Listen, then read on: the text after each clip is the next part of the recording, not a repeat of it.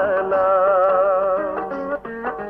பொய்யின்றி மெய்யோடு நீ கொண்டு போனால் ஐயனை நீ காணலாம். சபரியில் ஐயனை நீ காணலாம். ஐயப்பா சுவாமி ஐயப்பா,